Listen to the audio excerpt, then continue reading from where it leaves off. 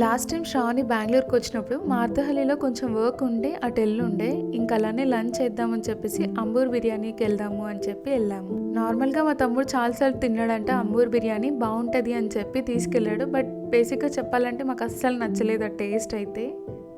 మేము మార్నింగ్ కాస్త లేట్గానే స్టార్ట్ అయ్యాము. ఇంకా బయటకు వెళ్ళి మా వర్క్ అంతా ఫినిష్ అయిన తర్వాత లంచ్కి వెళ్ళాం. 3:30 అలా అయిపోయింది లంచ్కి వెళ్ళేసరికేనే. బట్ సేమ్ డే ఈవినింగ్ 7:10కి తమ్ముడు మూవీకి వెళ్ళాలని ప్లాన్ చేసుకున్నాం, నేను, కార్తిక్, ఇంకా శ్రావణి. బట్ కాకపోతే మార్తహల్లిలో ఇంకా శ్రావణి వాళ్ళ సిస్టర్ ఉంటుంది, తనని కూడా కలిసి వెళ్ళాలి అనుకున్నాం.